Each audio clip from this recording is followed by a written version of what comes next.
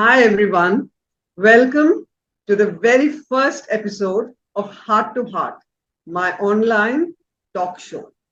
Well, I've been wanting to hold a talk show for the longest time, and I'm so delighted that it's happened. And I'm so delighted to see all of you here. Thank you so much for joining us on a day when India and Pakistan are waging war on the cricket field. I really appreciate your presence here, and I'm looking forward to offering you a very inspiring evening. Our guest for the evening is Ajay Kalra. He's a personal growth writer, a psychotherapist, mindfulness and Vedanta teacher, and now the author of Thrive, his newly launched book. So before I ask Ajay to come forward, let me just tell you a little bit about him. Ajay and I go back a long way back. Ajay was a bright young seeker many years ago when I just started the editorship of Life Positive, and somehow he got in touch with me, and we became friends. And the interesting thing about Ajay was that he came across as really articulate, intelligent, and everything. And at one point, I asked him to write a piece for Life Positive because I like to introduce people to new skills and talents that they might possess. To my astonishment, the piece was written so well, so beautifully. And I told Ajay, you're a natural writer. And the amazing thing is, he himself didn't even have an idea that he had this talent. Well, you'll know the reason for this disassociation with himself in the course of our talk show. But I'm happy to see that this talent has fructified into a book, not just any kind of a book, but really a deep book, a book that is going to inspire and touch people just as much as it has inspired and touched me. Welcome, Ajay. So, Ajay, what made you decide to write Thrive? So, like I said, I didn't intend to write a book. I intended to design a workshop. I called it the Happiness Workshop. And I was just figuring out, because I was part of a yoga community at the Yoga Institute, what does yoga mean for me? And yoga, what it meant for me was a way to just be happy and present. So I designed the workshop around 7 principles of happiness, which is what the book is around. Present, and that's the acronym I use. Purpose, which is for creative expression. Recharge is for healthy living. Eliminate is for eliminating addictions. Serve is for finding a place in the universe, how you can contribute. Express is how to deal with emotions intelligently. Nourish is how to nourish your mentally emotional self. And transcend is for presence and awareness and mindfulness and meditation. So that's what the happiness, and I called it the Happiness Workshop. So that's how I got started. And then there was a time during the time then when I was in that yoga community, I didn't have anything really to do, and that was the time I would never keep myself idle. I think now I I do that. But so I said, okay, let me just put these 7 principles, put it in the form of a book, and that's how I think it got started. So the intent was to tell people about these 7 principles that I applied in my life and how they made a difference, and convey that wisdom. Even though when I started, the nature of the book kind of took a life of its own. Yeah. So, having worked with you for some extent on your book in the latter part, it seems that the universe wanted it to happen because a lot of things happen quite amazingly, including you and I meeting up again. So, do you think what do you feel about that? Well, totally. I think almost like this book has just gotten written out of me. I mean, if you ask me, do I see myself as an author that I've written one book, now I'm going to write the next book? No, I don't see myself as an author. I had a story to tell. Something had to get expressed. I think if I were to say a metaphor, I was pregnant with something and it needed to be delivered, and I think it got delivered. And so it's pretty much a very organic expression. It's not like, okay, let me write a book. Okay, it will increase my brand value. No, nothing of that sort. It just happened. And it was also a very vulnerable experience writing whatever I wrote. Yeah. Yeah, wonderful. Um, so subsequently, you managed to, although it took you some time, you managed to find a publisher. Things just happened, and in the course of time, your book emerged, right? Yeah. So one of the key things that you Definitely, talk it's not about. easy. Sorry. It's not easy for a first time author to find a publisher. Let me add that. I think that's really very challenging. So, but I think if the universe has your back, then you need to be patient, and you something And emerges. then That's you'll all. find the right publisher. You find the right publisher who suits your sensibility. So one needs to also be patient. Yeah. So one of the things you emphasize a lot is that, yeah, in the 5 years that you were in the Yoga Institute, that was a time of tapasya, really, where you used your willpower and yoga philosophy to draw up a punishing schedule of daily practices that left you with no time for idling. But then that phase left you. And you mentioned in the preface that doing dropped. I think sometime during COVID or something. Doing dropped and being blue, right? So, how did that happen, and how did the doing phase actually? Do you think it's a process, this doing and then being, and how did it contribute? The doing bit, how did it contribute to your growth? Well, that's like a lot of questions rolled into one. I'll try to untangle that. So I think before I went to the Yoga Institute, there was a phase in my life. So maybe I should maybe backtrack further. I think my whole of my childhood was about suppression and compliance, like most of us is adapting to what others around us want.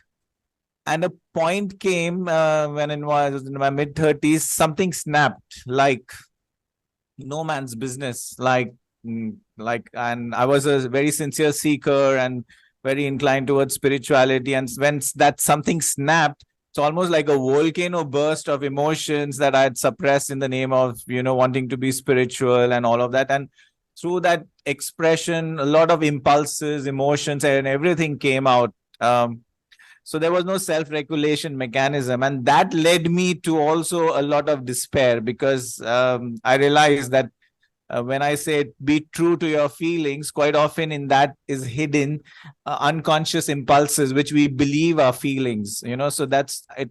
Took me a while to decipher what is an unconscious impulse which I don't have control over, and what is really a feeling. So when that happened, that was a period of a lot of impulsive behavior, and that literally took me to the psychiatrist, to the verge of saying that I don't want to live anymore. I have tried everything possible. I've tried being a good boy. I've also been like so-called a bad boy, and nothing seems to work, and I'm kind of giving up. And then I also realized that life had been really very difficult and tough.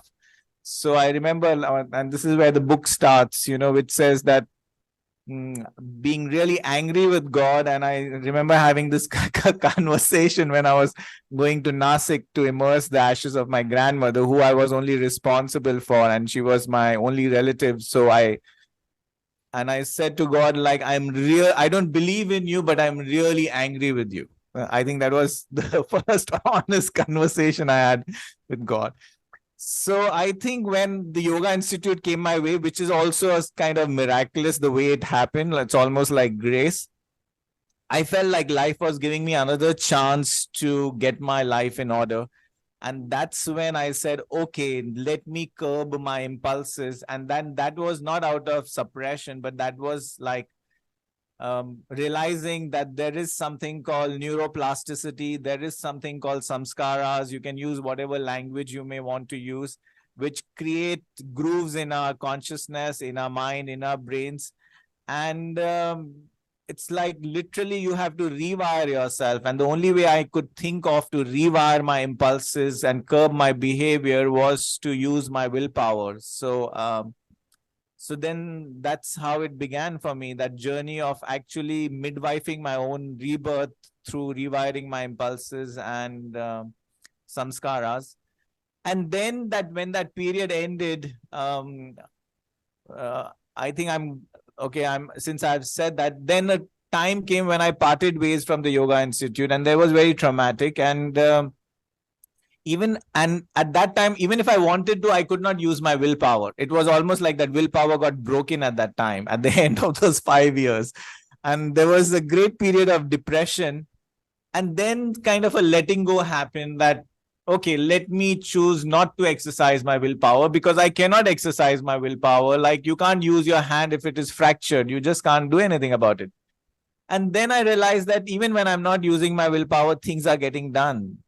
So I think that's when the being began to emerge. But I see the use of willpower as healthy and necessary. And maybe a time comes, like when you have crossed the river, then the boat is no longer needed. And I think it's a natural process. One doesn't decide, it's kind of just happens in life phases.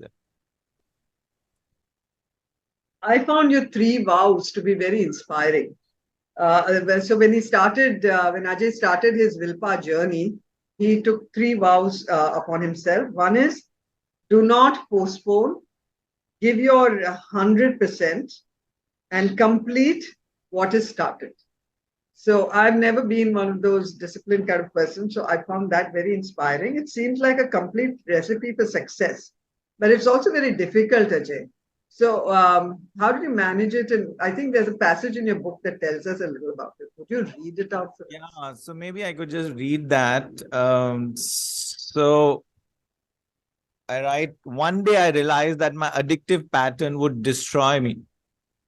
This was not an intellectual knowing. I was overcome with a fear of a kind I had never experienced before.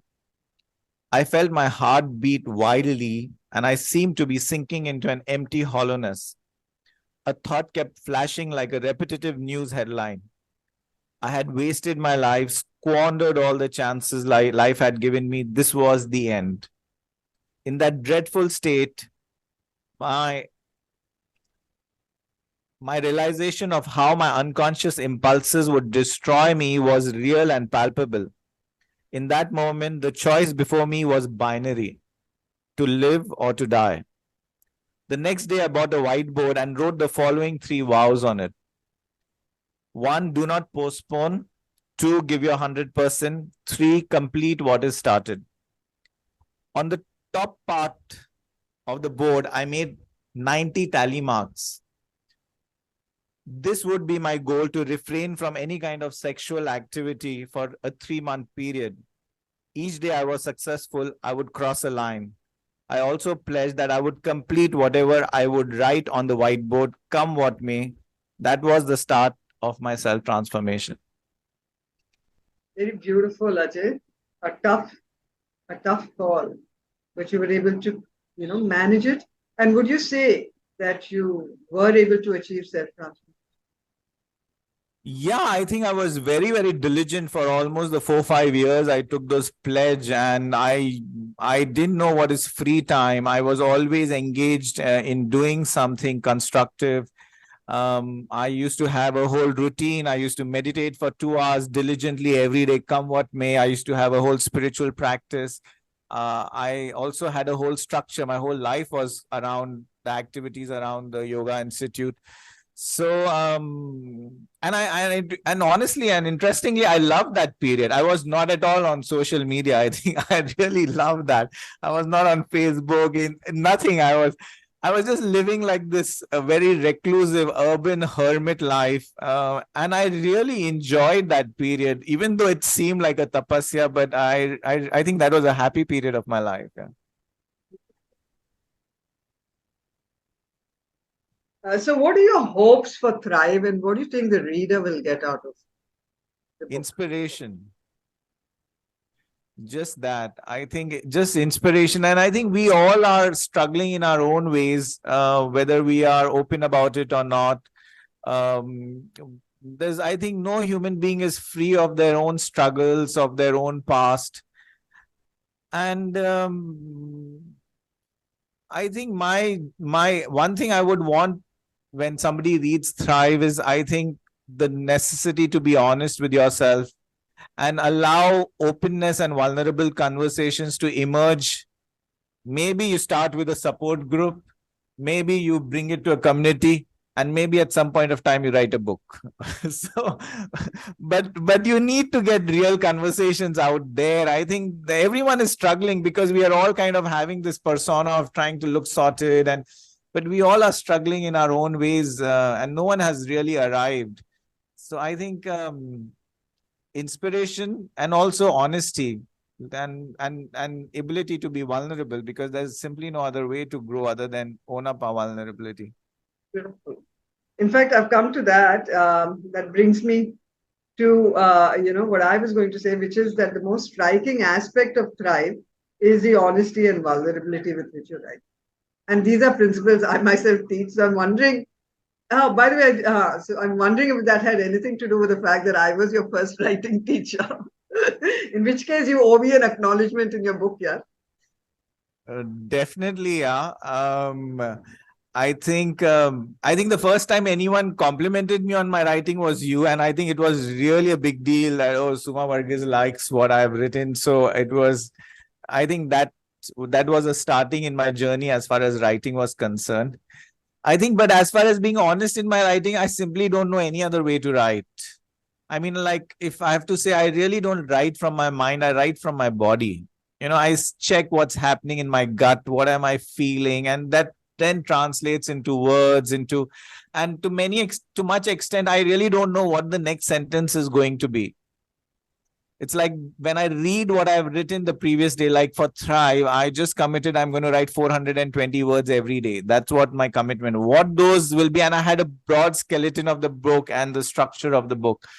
And what those 420 words are going to be, I really don't know. I read what I've written the previous day, and then often I'm surprised that, oh, I wrote this today. So I think that's how the process. It's kind of an unfoldment of just seeing what is emerging in the moment. Yeah. So, was it always easy to be this vulnerable, or did you have some misgivings, or how was it? Oh, I mean, now that I'm doing a talk, I mean, now that my book is out and I've been vulnerable, and I, I think like, hey, I can tell everyone, go ahead, nothing will happen. Write your story, be vulnerable, let all the skeletons pour out of the closet. It's fine. But honestly, it's been a journey to get here. When I started, it was very difficult for me because I was talking about my addictive behavior, and particularly a certain kind of addiction which nobody really ever talks about. Not that I've read anything about that much. So it was extremely lonely, extremely vulnerable when you're writing that book. And I didn't intend to write actually. It's like I said, I was just, when I came to the chapter on addiction, I was wondering now, what is this energy wanting me to write? And when that sentence came, my escape was, and I said, like, do I really write this? And I mean, I could feel that sense of vulnerability and that sense of fear, and how will people judge me when I'm writing this? And then I just took a deep breath. Like, it almost felt like, you're jumping off a cliff and you don't know where you're going to land. And I wrote what I had to write.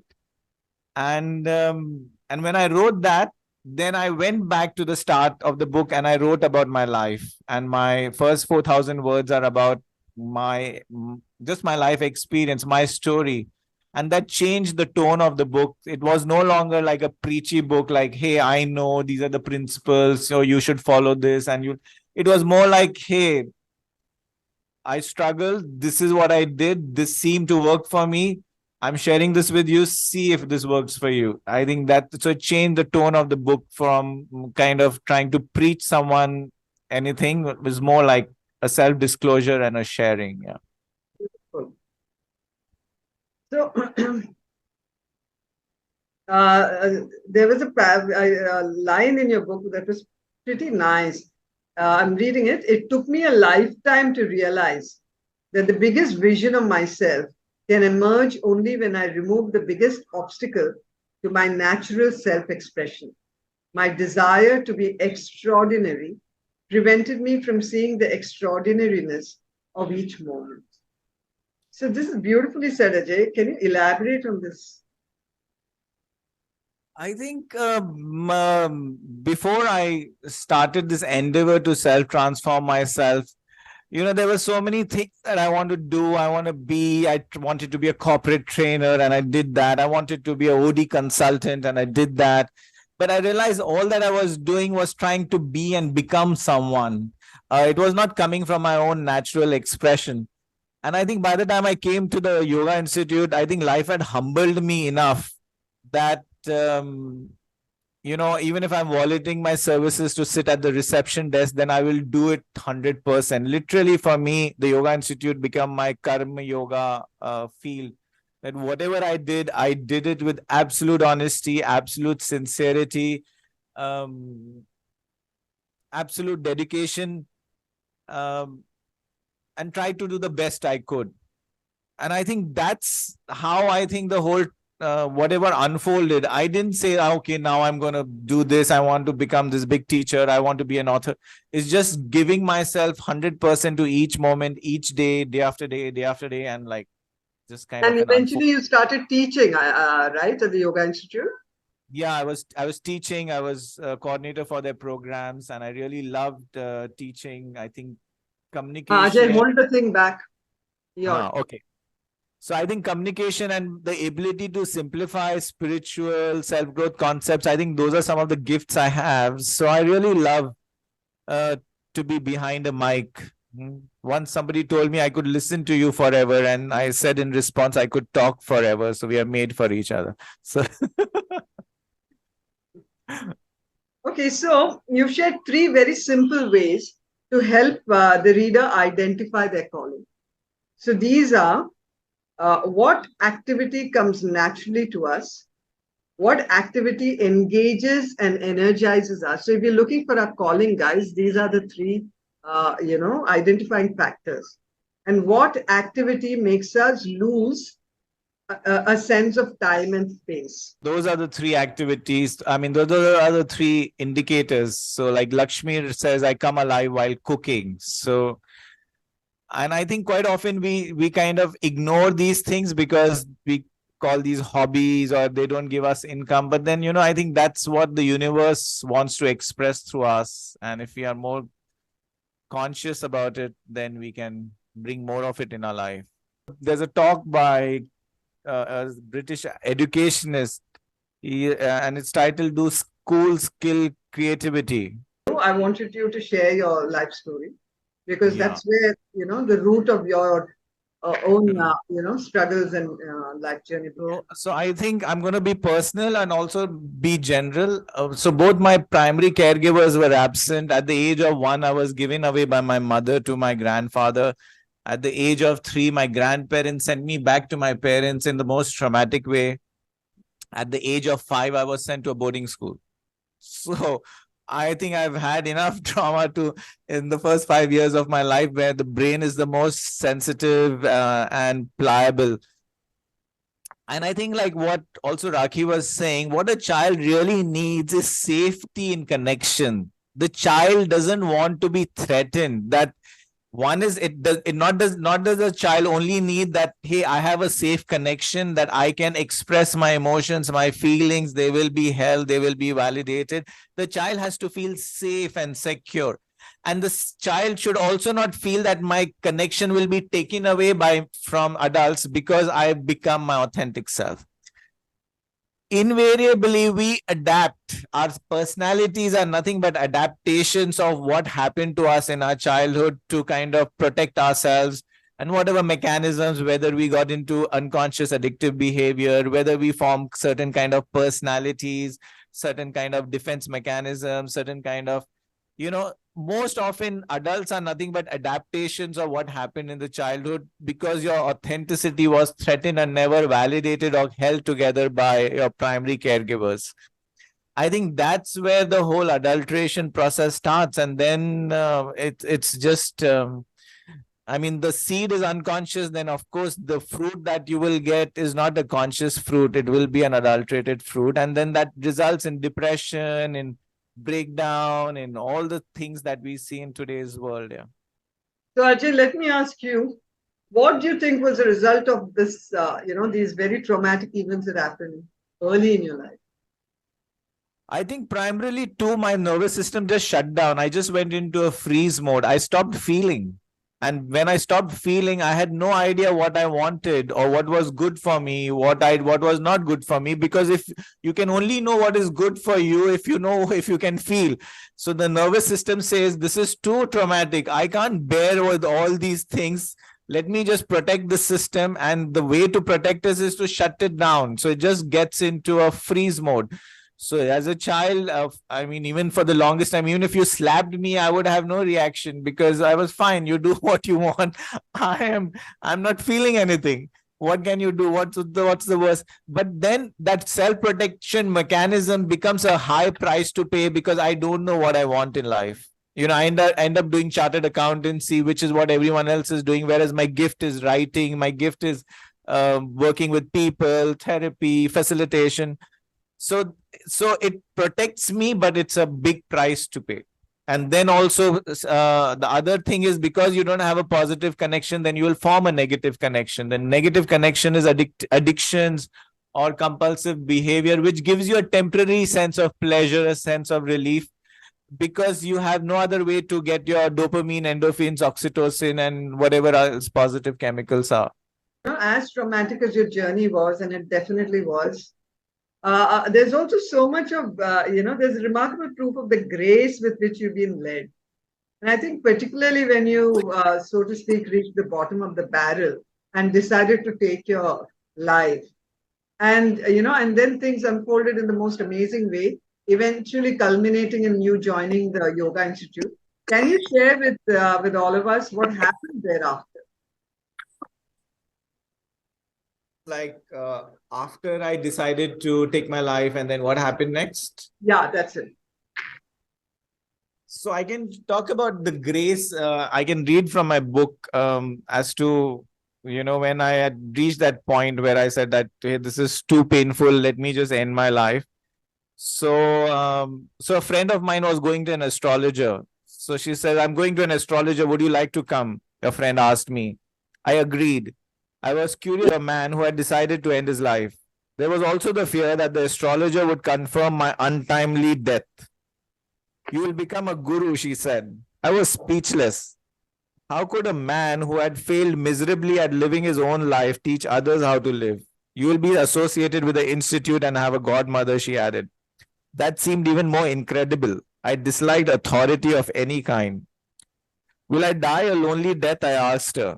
You will live a long life and always be surrounded by people, she responded.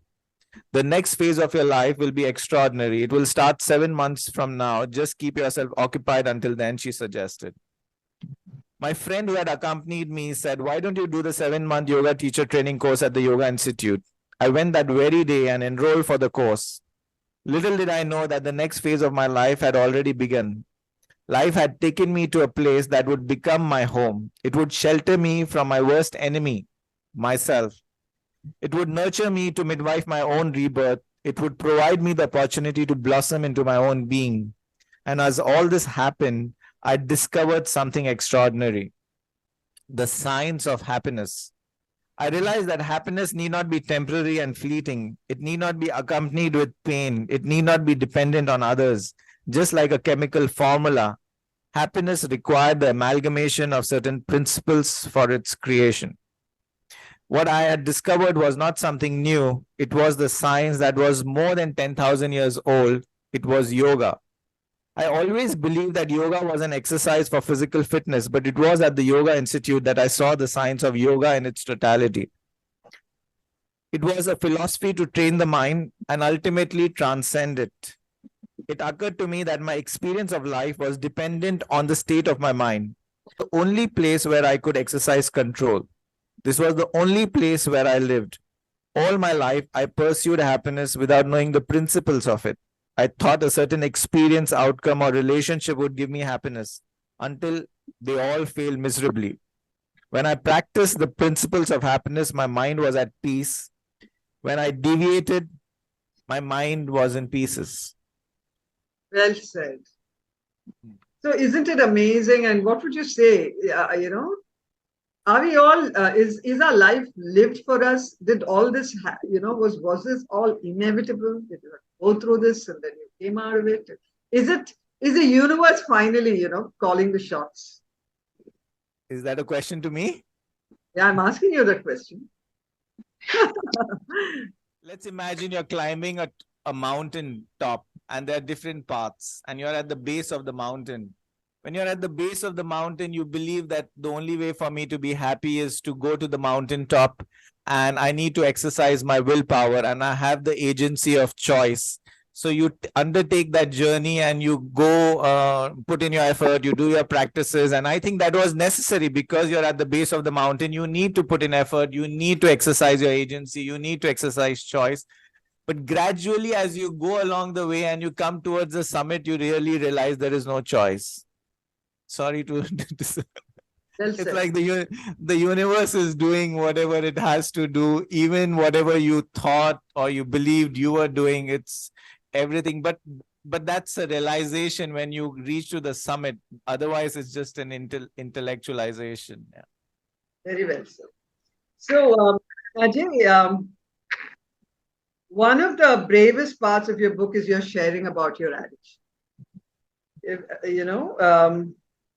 so we're living in a society where addiction is more or less a way of life. I think all of us have some kind of addiction, if to nothing else, to selfies and social media, or food, or OTT, or TV, or coffee, tea. I myself have had an addiction to food, a lifetime's addiction. So tell me, what is behind addiction, and how much of a role does childhood trauma play in this? I think I would say 99.9999% of human beings have some form of addiction or not. Most people are not aware that there is an addiction. So let me just say what are the 4 criterias for addiction, and then each one can see for themselves whether these get ticked. It is a craving. It gives you a sense of temporary relief. Any activity that helps you to do that. It is not really good for you and you cannot stop. Any compulsive behavior which classifies, which ticks all these, then that I would say is addictive behavior. It may not be considered an addiction because your life continues to be functional and it's within social norms. So you're not considered as a drug addict or you're not considered alcoholic because but the all those 4 criterias for an addiction: craving, temporary relief, not good for you, you cannot stop. I think that's really what addiction is all about. So I think most of us are, and of course addiction is actually a self medication. It is medicating yourself from your trauma and your pain. Why do you need to feel relief? Because there is some emotional pain underlying. Why do you want to find some pleasure? Because you can't find positive connection in your relationship, in your community, in your work. Hence, you need some pleasure to make that pain, go Terrible. away. So it's a form of self medication. That's what it is. Yeah. Beautifully said.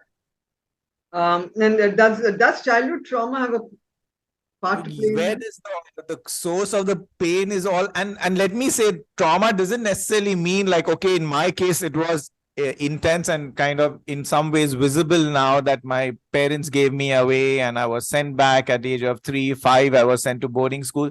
But trauma is when a child's emotions are not held, it is traumatic for the child. You don't have to go through some physical abuse for trauma to happen. If your emotions are not held, that is traumatic for a child. So I don't think any of us is free of that experience of trauma. We all are traumatized in some form or the other, and that impacts our body, and that becomes like a knot in our emotional mental system, and then we take on some unconscious beliefs. We take on some unconscious compulsive behavior to deal with that trauma, and the most Yeah, of I our think adult life is about untangling those knots through self-work, therapy, or whatever else. personally, I've experienced childhood as not a very happy place. I mean, I remember feeling powerless most of the time, and I'm sure most of us do, even though I had great parents and everything else was just gung ho, but still, childhood is not necessarily the blissful, happy experience that many would like to believe it is. So, Ajay, your own addiction to sex is Yeah. particularly hard to own up to. I'm wondering, in fact, if you're the first person who's actually written about it in India, if not the world, at least in India. I don't know whether I should be proud of it. Well, it's a very difficult thing to do, so I think you can give yourself credit. I salute you for writing. Yeah, I I think it's like climbing a Mount Everest of vulnerability and shame inside of me to be able to write it. I can't tell you how difficult this journey has been into making this something I was absolutely terribly ashamed about. To be able to write about it, talk about it in a book, um, and then sometimes I used to even wonder why the hell didn't I have alcohol addiction? Why didn't I have food addiction? It was at least a little more respectable, you Yeah, know. I'm pretty happy to with my addiction as compared to yours. Like, I must why say. this one? Yeah. Because there's so much stigma around addiction, and then you add the S word in front of it. Oh my God. And I have not heard or read anybody's experience, at least in the Indian subcontext, of somebody talking about this Still, do you openly. think there are, I mean, is sex addiction one of those subterranean and underground sort of things that are actually mushrooming? That's really rather big. Yeah, but I think I would like to quote Jiddu Krishnamurti, who says, when you are well adjusted in a profoundly sick society is not a sign of good health. And I think that's what's happening to all of us. Pornography is common, masturbation is common, promiscuity is common, online dating is common. So it's become common. So now you don't see. And for the You longest take time, I comfort. couldn't. You take Yeah. comfort under the cloak of normalcy.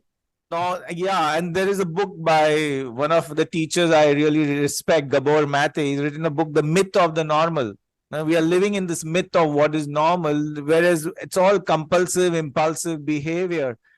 And of course nobody talks about it because there is so much shame around it, around addiction itself, around being honest, around being vulnerable. Nobody really wants to talk, and the more you deny it, the more you don't want to talk about it, the more it becomes bigger and bigger inside of you. So I do feel there is so much of it out there, but it's become almost normal. And unfortunately, in the DSM, which is the Manual of Psychiatric Disorders, sex addiction is not even listed as a disorder. So that's so So, Ajay, unfortunate. what was the first step you took, to own this up? I And think as soon as I realized that I have this addiction, I started using the word addiction with. I mean, I think I must give credit. I'm like fairly honest. Once I see something, then I see it. Then I can't deny it. So once I read this book by Gabor Mate, In the Realm of Hungry Ghost, which is about addiction, and there was enough experience and data for me to connect. Okay, difficult childhood, traumatic coping mechanism, impulse, no control, all the bosses, genetic predisposition, because this is something my father had. All the boxes got ticked, and I said, like, this is an addiction. So for the first time I started using the word addiction. I started, and it took me a long journey to be open about it because I was so ashamed about it. yeah, I can well imagine, Ajay. So, um, well, all unconscious behavior causes pain to oneself and others, and yours must have too, especially since it involves others. So, how have you dealt with the pain that it may have caused others? Would you want me to read from a book about this addiction and then answer that Oh, sure, question? sure, sure. Please go I'm ahead. about to read is the most difficult sharing I could do in this book, and this was the part where I felt like I'm jumping off the cliff. Okay, so this is it. I never knew that I would be in a talk show one day where Sumavarughese would be the host, and I would be reading this of all the things. So Well, life maybe it was ordained the minute you wrote the book, Ajay. absolutely. I totally agree with you. So, since no one ever teaches us to deal with our vulnerability, we find our own dysfunctional ways to manage it. As children, we are not only unaware of our vulnerability, but also how to deal with it. We gravitate towards unconscious ways of escaping our pain. The manner of escape is often based on our genetic predisposition, or as yoga calls it, our samskaras. Whether we use food, sleep, sex, alcohol, drugs, or even work, essentially the underlying mechanism is to escape from reality that is painful. My escape was masturbation. Every time I felt fearful, anxious, or rejected, I masturbated. As a small boy, I had no idea it was called masturbation or that the seductive feeling I experienced at the end of it was called an orgasm. I was drawn to it. After it was over, it would leave me feeling drained and empty. Thus began a cycle of fear and sex. Over time, masturbation became my best friend. It comforted me in times of panic. It became a cause for celebration, and at times it filled the boredom. It never occurred to me that this was, for me, a dysfunctional or addictive behavior, as everyone else seemed to be doing it as well. No one ever sat me down and educated me about sex or spoke about feelings. I imagine this was not to be spoken about openly, at least not with adults. Coming from a broken home, being sent to a boarding school at the age of 5, and having experienced an emotionally deprived childhood, I had very little that I could form a positive connection with. I felt alone and scared. In this bleak scenario, escaping through my sexual impulse numbed the pain. I studied in a boys only boarding school where sex was mostly a topic of vulgar humor. With the advent of the VCR, pornography entered our lives. With access to pornography, a new dimension got added to my dysfunctional behavior. Streams of images, sounds, and stories got consumed, leaving their recurring imprint on my psyche. Over time, this became the most significant part of my life since there was not much else I could find to create a constructive and sustainable relationship with my environment. When good is hungry, it seeks food even in dark caves, and when it thirsts, it drinks even of dead waters, says Lebanese poet Khalil Gibran in his book The Prophet. The human mind seeks a connection. When it does not find a positive connection, it creates a negative connection. That is how addictions are formed. My addiction became my savior. It kept me alive. Of course, it came at a big price. It claimed my entire life.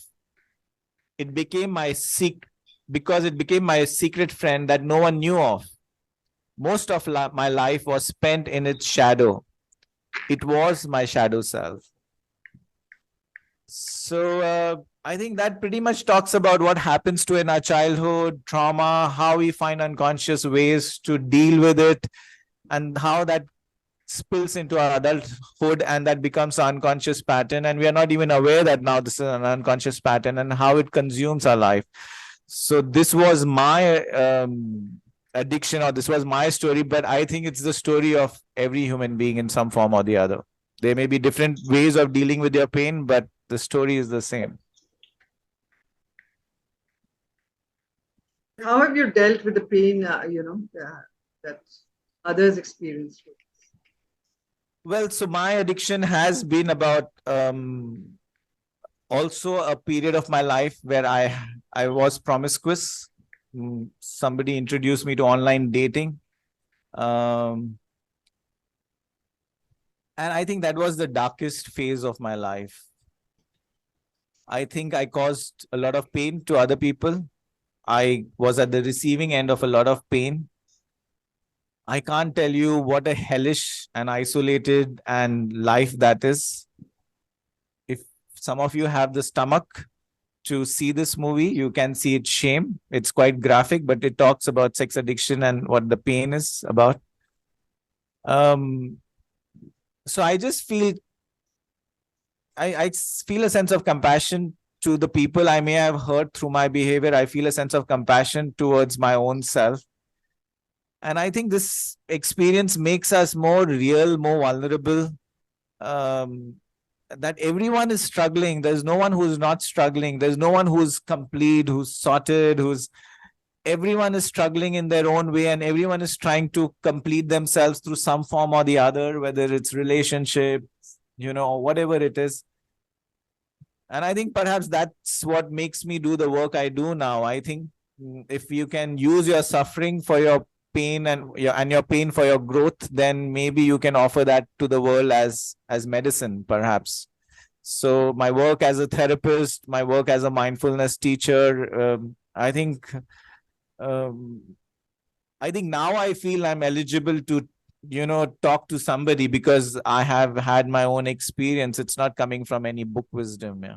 Beautiful, Ajay. I think that's wonderfully put. And I really can't agree with you more that, every single one of us has our struggles. And every single one of us in many, many ways, and myself definitely have hurt others. And there's no way we can compensate them for it because what's done is done.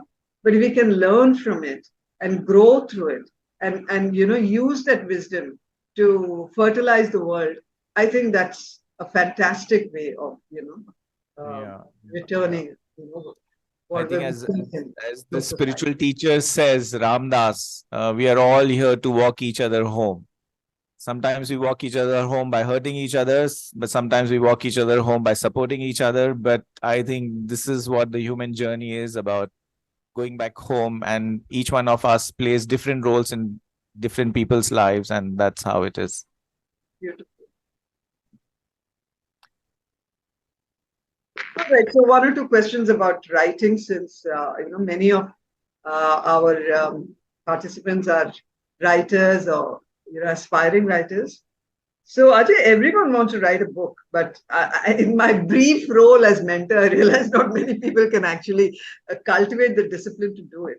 So how did you do it, and can you tell us?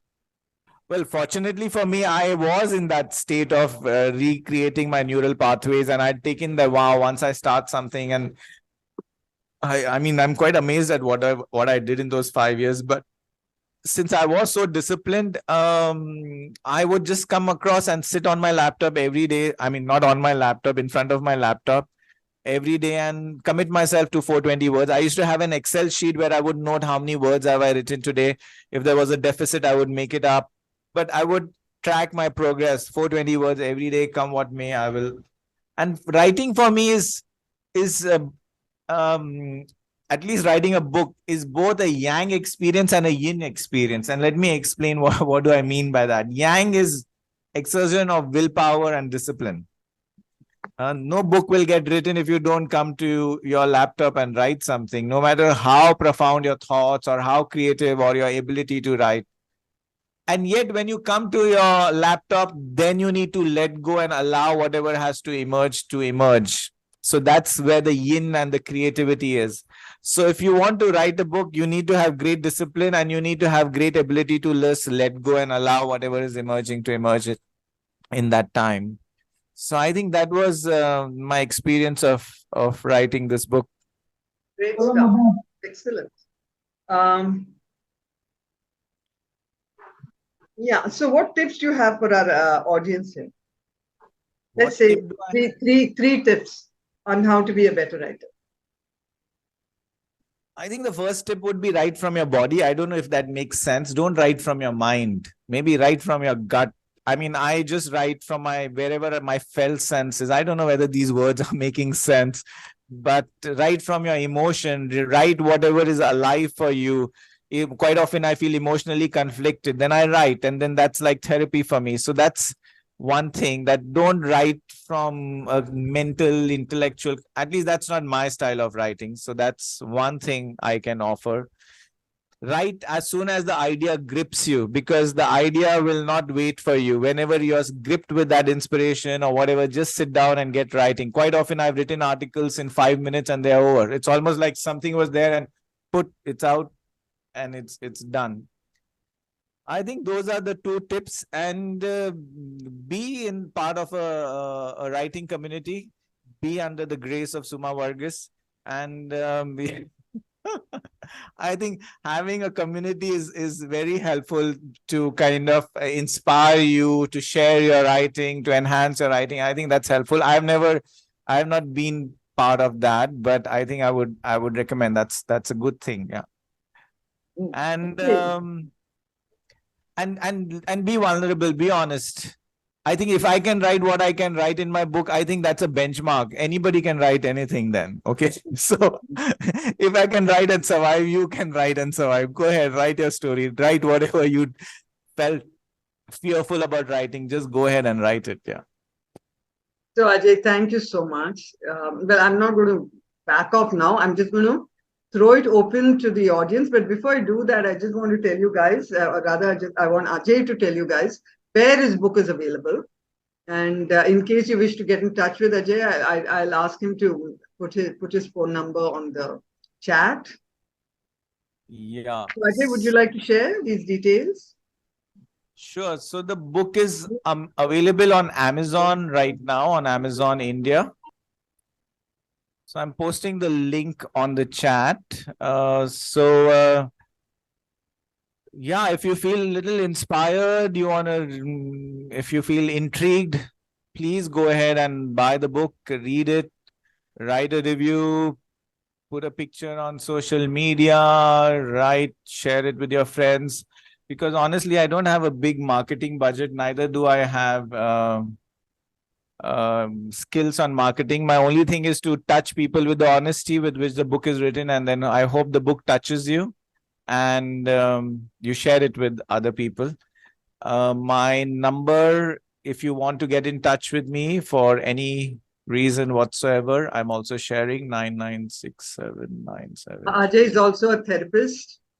And Yeah. Ajay, you might as well share what all you do. So yeah, so I work as a psychotherapist. So if you or anyone needs those services, then you are free to reach out to me. I try to bring in presence and mindfulness in the work I do. And I would like to say I'm a trauma informed therapist.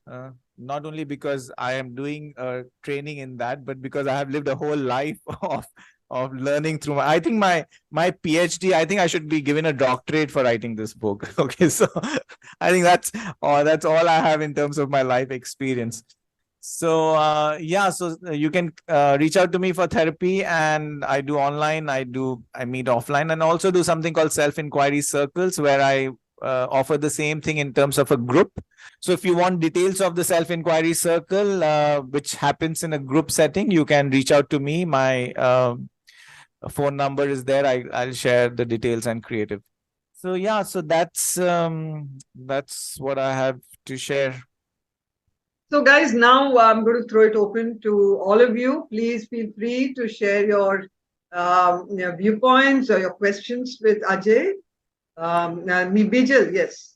Ajay, I had a question for you. Yeah. You said that you developed compassion for yourself and for the people that might have hurt in this journey. How did you go from guilt to compassion? Because From what to somewhere compassion? there I'm stuck there From sometimes. sorry, from where to From compassion? guilt to compassion. I think. I mean, let me start by saying a concept that there is really no villain in life. Everyone is a victim. Even the oppressor is a victim. So I think that's one realization. And I think when you even hurt someone because of your shared humanness, you hurt yourself. At least, I find it very difficult when I've hurt somebody. I know that, my behavior is causing hurt and pain. At the same time, I don't want to be hurt and pain. So,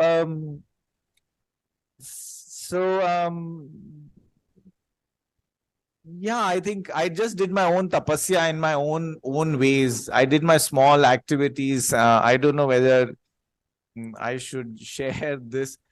Okay, let me share it like hell. What can I not share now? So even so below wherever I was staying, below my flat, there used to be uh, a neighbor who had a lot of girl children, and their footwear used to be just in disarray outside the house. And whenever I was passing through their flat, I would arrange the footwear of the girl children in order. That was my one way to acknowledge that, hey, I've hurt people, and I did my own tapasya to kind of realize that. And I think guilt is a corrosive emotion. It doesn't really help in any way. I think so. I think more than compassion, I think there's also realization that we are all vulnerable and we are all sailing in the same boat. So I think so I don't know whether there's one way or something I did. It just kind of But let me happened put in over a period of time. something here. Sorry? I'd like to put in some. Yeah, yeah. Rachel, I also believe that this movement from guilt to compassion is very much, supported by your capacity to accept yourself. The more you accept yourself, the more space you have for yourself, for whatever you've done, in the past or whatever, the easier it is for you to forgive yourself. And when you reach that space of forgiving yourself, it's just a step to having compassion for yourself. Because as Ajay says, once you realize, that this human journey is such that we are all erring in so many different ways. And that helps us, I think, once we contain our own feelings, our own guilt, it's very easy for us to move to compassion for ourselves and also for the other. Yeah.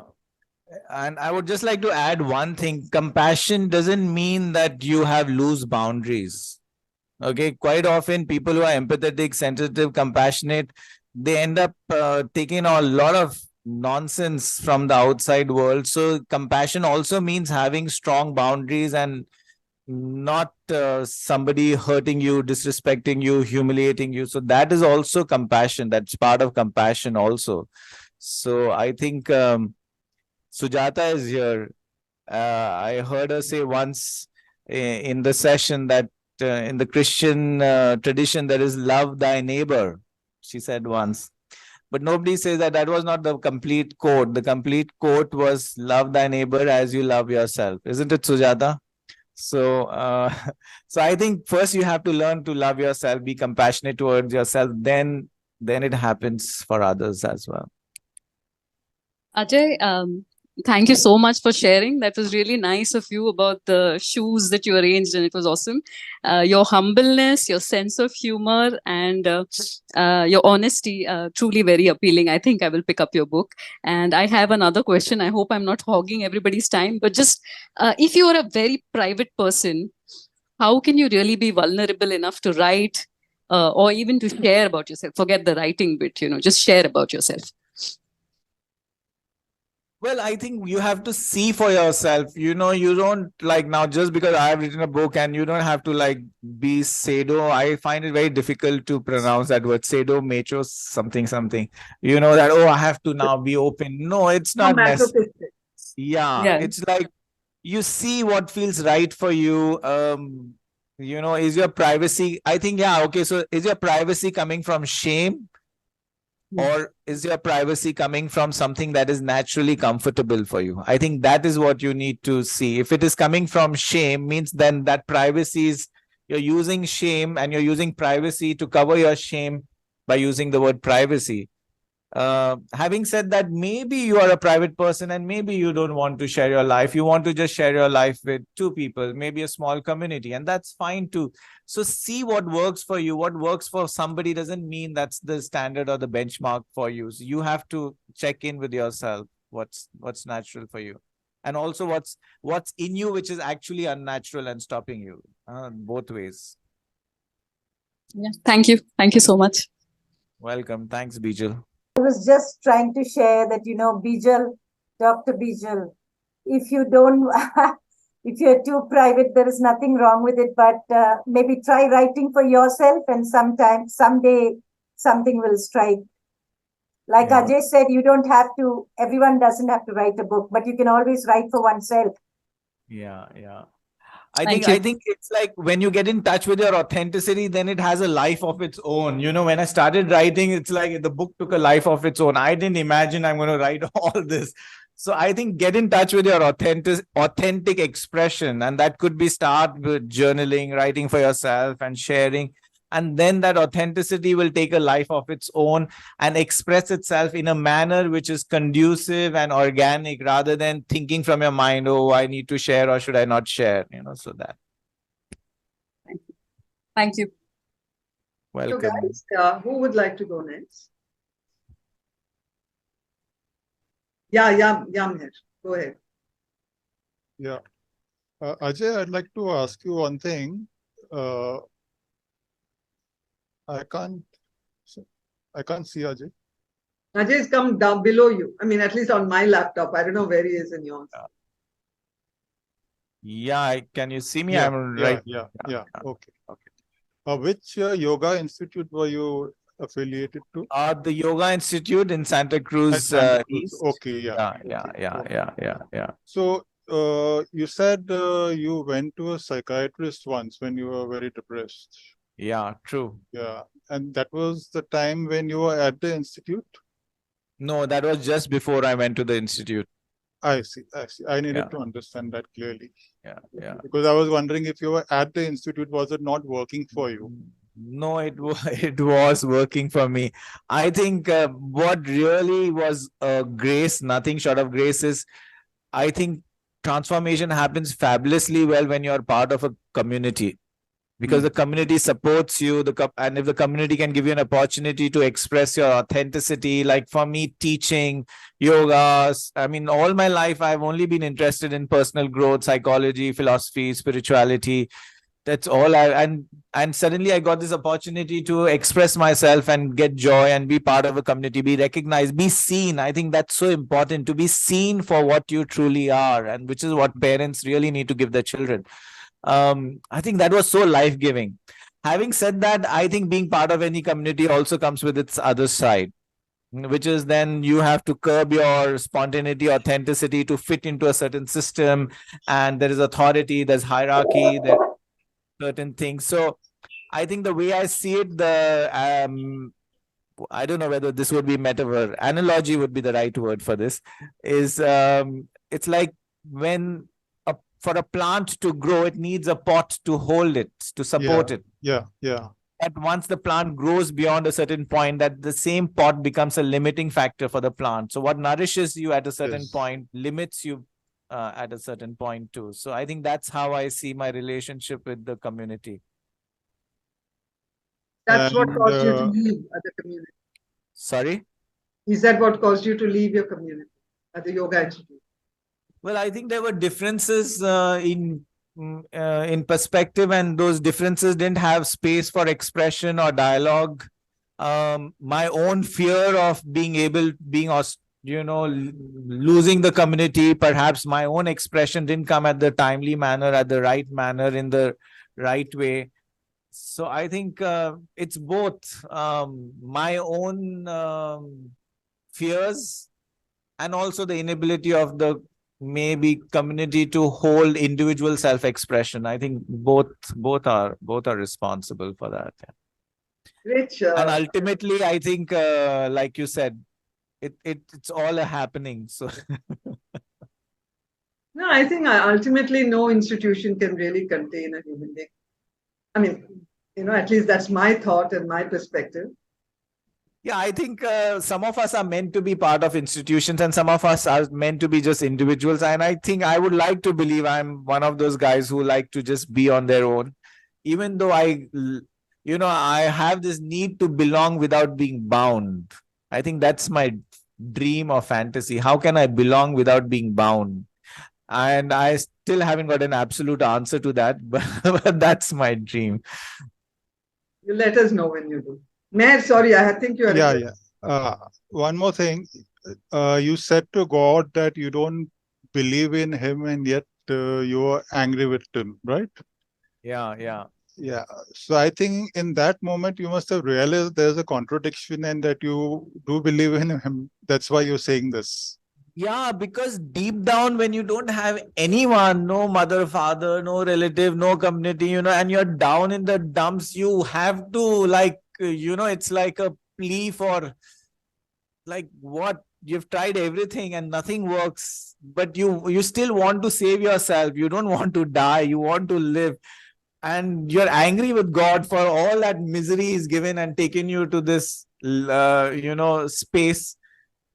And yet you don't know what to do. So the word that comes is God. I don't know whether that's the universe, nature, higher self, Brahman, Atman, God, Heavenly Father. I don't know.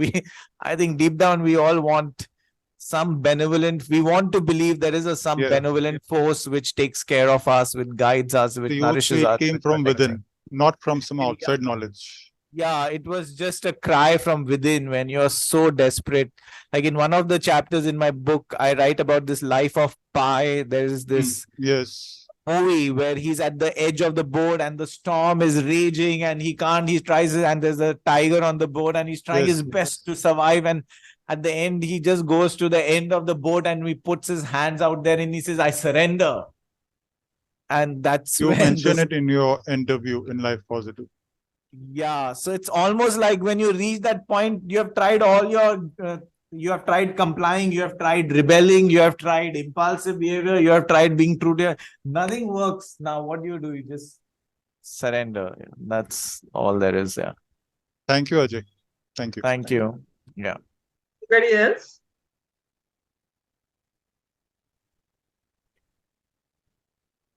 There are lots of messages, Ajay, if you'd like to check. Yeah. Rakhi says, resonate with you, Ajay, to belong without being bound. And Venkat Yeah. says, Shubha and Ajay, an authentic sharing makes heart-to-heart talk awesome. Thanks, would connect with you, Venkat. We would be happy to have Ajay Kalras. Kindly drop on. So, Rakhi also says, being aware of oneself comes self-acceptance and one becomes free of one's own limiting self-identity. When we go through the process, we can become vulnerable. I see Ajay's journey like this.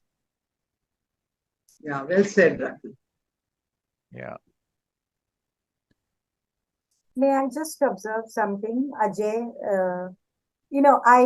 I get it that in your search and in your struggle with everyone, this happens with everyone. And I'm addressing Dr. Bijal also. You asked how do you go from shame to whatever. Through your search, there comes a time where you understand more of who you are and accept more of who you are, and there reaches a point where you don't care what the world thinks of you. And at that, what the world thinks of you. And that is when life actually starts. Most of us, 80%, 90% of our time, we are so worried. And I heard Ajay asking you whether the whether you're giving another name for your shame, I mean, whether you're mistaking shame for your inability to share or whatever. Um, so what I just wanted to what I think, but I've only read part of Ajay's book, and there comes a time where you accept yourself so much and you understand yourself so much, and that's where your life begins, where you don't care what others think, and and you don't care what others think of you or make of you or what they derive, or you're not responsible for others' distorted versions of you. When you hit that spot, then it becomes easy to share. You don't care. And then what he says, like, if I can make my struggles to benefit others, that becomes a driving force. Right, Ajay? Yeah, absolutely. I think then then all your struggles have meaning because, hey, I mean, otherwise, what's the point of struggling and suffering if, it's not of any service? And I think that like, life comes a full circle. Like, hey, I've gone through this journey. This is what I've realized, and this is what I have to offer. Even if it touches one person's life and it makes a difference. And I'm also quite amazed whoever is reading the book, the kind, I was really so apprehensive because I mean, I know people, and I have not shared about my addiction and particularly my kind of an addiction and what would they see, and people are so taken up by whatever, and I'm like amazed. So quite often what we believe of how others will see us is only our own projections, whereas actually people just resonate with honesty. That's all I can say. I think I I think, have. Ajay, vulnerability and honesty really reaches out to people. It disarms them hugely. And in many ways, it gives them courage as well. So, I mean, really, it's wonderful that you came out with your book. I mean, I Yeah. think it would definitely support many people to share their own life stories. And since Sujata shared about, sharing and giving voice to your story, I want to read a little bit from my preface because I think that's kind of touches that point. I write that I'm aware that the candid disclosure of my life journey will impact me and people close to me in ways I will know only after this book is published. It is the emotional price I have to pay for telling my story. I hold the pain of others affected by my sharing as gently as I hold mine. This book is to give voice to the child in me. By telling his story, I also tell the story of countless children who have buried their stories because they are too painful to tell. Unearthing our stories may make us vulnerable, but it also provides us an opportunity to heal and grow. a chance to be strong without losing our innocence. I would like to believe we are all born without blemish. Adverse experiences create sharp edges in us for survival and protection. Unaware of these edges, we wound each other in our pursuit of love. It is an inevitable part of evolution. The pain we give and the pain we receive awakens us to taking responsibility for all that happens in our life and how we feel about it. There comes a time when we are graced with the capacity to observe our pain without blame, shame, or judgment. This liberates us from the emotional burden we carry. Free from the anguish of identifying with our stories, we tread lightly, sensitive to our shared vulnerability, guided by a deeper faith in being seen by an unseen benevolent force that runs the universe. So that's from my preface. Yeah, so I think that answers the question on compassion and sharing our stories. So, guys, if there's no one else, then shall we close my first heart to heart? Yeah, Bijal? One last. Ajay, I wanted to ask you, you said about, finding your purpose, something that you're really kicked about or energized about. Does it does a time come when you don't feel like doing those things and you kind of, there's a block there as well? Yeah, I think it's not like, at least in my own experience, it's not like I found my purpose and now everything is hunky dory and I'm constantly morning to night totally inspired. And I mean, that's not my experience. There are times when I'm struggling with my own self. There are some self doubts. Um, there is still some element of how I'm seen by others. So maybe I've come a long way, definitely. But I mean, before somebody, I hope nobody reads this book and thinks I'm enlightened or something. Okay, so please, I want to get that out of the way. I'm still human. Okay, I still have my emotions and struggles. There is greater awareness, greater ability to take care of myself, definitely. But it doesn't stop me from being human, yeah. And I think I value that humanity. I recognize there is a part of me which is divine, and also there's part of me which is human, and they both are together.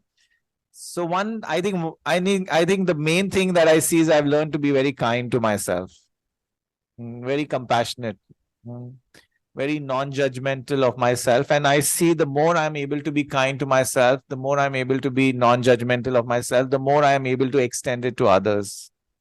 So I think it all starts from the self. Yeah. Ah, yes. Beautifully said. Mm, So, Gargi, Thank you. now Thank you so you've much, Yeah. Ajay. belatedly raised your hand, so go right ahead. Hi, Ajay. Hi, everybody. Hi, Hi. Gargi. Hi. I wanted to ask you, since you mentioned about this thing about hurting a lot of people and it really disturbed you, I just curious to find out whether you actually went and, asked for forgiveness or go and confess to people. Did you No, try that? I have not done that. And I don't feel the need to do that. Mhm. Uh, but if I meet someone and there is an expression, then I have no issues owning up to whatever happened and sharing that, I'm responsible. Having said that, I think also it's like, what do I say? I think the oppressor and the victim's energy kind of attract each other in some ways. So it's like a plug and socket relationship. So I have had my own share of self-reflection, introspection to do, and I'm sure others also have their own share of self-reflection and introspection to do. So, but I'm open to. I think for me, this book is an expression that I onus and responsibility for whatever I've done and experienced. Yeah. Yeah, Sharida, you had something. Yeah, good evening, all. Ajay ji. See, like I feel the people who are there in this call are quite mature. Yeah. I, being a teacher, I handle generally children between 11 to 15 to 16 years. So they do come from underprivileged families, and I know that they are having a lot of trauma. So, in what way can I provide them support so that they will come out of the trauma, or in what way can I support those kids? I think the best way you can support these kids is give them your unconditional presence. Just patient hearing, No, listening. not hearing. They should feel like, what do they call you? Sharda ma'am, Sharda teacher, what do they call you? They call me Sharda teacher only. Sharda teacher. They should feel that Sharda teachers accepts us as we are. Okay. If they get that feeling, that's the best thing you can give them. And they will take that for life with them. That there was this one person who completely accepted us for just the way we are. Okay. Thank you. And I think it's really, I mean, I think all my childhood, I didn't get that once reference point of an adult who was, Non-judgmental. non-judgmental, completely accepting, validating, listening, being present. I just didn't have a reference point. And, since I'm into therapy, I've heard this, especially when people do children's counseling, they feel क्या फायदा counseling करके बच्चे का, क्योंकि problem तो parents में, and he's going to go back to the same family and the same setup and all that. So what's the point? And whoever was doing that session with us, she said, if the child experiences one adult who is present, who is mature, who is listening, who is accepting, then that becomes a reference point of a child that such an adult exists. And if I may add, Sharda, to that, you will be only able to give them your unconditional acceptance only when you accept yourself unconditionally. Yeah, that's a new dimension I got to know today on this call. Thank you. Only when you accept your own child, when I'm saying child means your own inner child, your own self unconditionally, then you can offer that to somebody else. Yes. I'll start doing it from this moment. Thank you so much. Thank you. Thank you, Sharda. Swamini Aradhana has a question to ask. Yeah. Hello, Ajay. Hello, everyone. I hope I'm audible and clear because I'm just coming out of a tongue surgery. So, am I clear? You're very clear, Aradhana. Yeah. Okay. So, Ajay, I left home 32 years ago and all that, but to join a mission, and it has been a fulfilling journey. But what I resonate with you is my parents were very, very giving. They tried to do their best for me. But still, I feel in very many ways that my emotions were not held. I was a hypersensitive child because I'm a writer. I began writing at the age of 8. And how did you forgive your parents? Because I want to do that wholeheartedly. I don't want to make them accountable for anything that has happened to me. So how did you forgive your parents, if you can share that? Because I can't really voice this anywhere. They say, a Swamini, and you're not forgiving your parents, you're not being grateful. No, if you can help me there, I'd be very, very grateful. I'm asking this question not to belittle them, but to liberate them and liberate myself. Thanks, Aradhana. And I think I can sense the sincerity and honesty and the emotion with which you asked that question. So thanks for sharing that. First, let me acknowledge that. So I didn't really experience my father. So I didn't even know what to forgive and what not to forgive because he just abandoned the family. So that was one thing. I've had a very tumultuous relationship with my mother. Same here. Yeah, so it's been very tumultuous. There's been gaslighting, whereas she doesn't acknowledge my, trauma that I experienced in my childhood. There's been exploitation that I have felt, and there is also been like kind of emotional blackmail and all of that stuff. Yeah. But I think for me, as far as my mother is concerned, it's more acknowledging my truth and learning to protect myself. And this may sound odd to people that I have to protect myself from my own mother, but that is the fact. That is my reality. And that is how it is. I don't blame her. I see her, or whether it's my father, as children of yesterday. I'm the children of today, and I don't know whether I'm qualified to call myself at 50 children of today. I think so. I think they are children, and I'm sure they've gone through their own trauma, and they did the best they could in terms of. So I feel finding fault with your parents is a milestone in the journey, an important milestone. You have to feel that anger, that what happened, but then that's not the destination. But Okay. but forgiveness firstly, I don't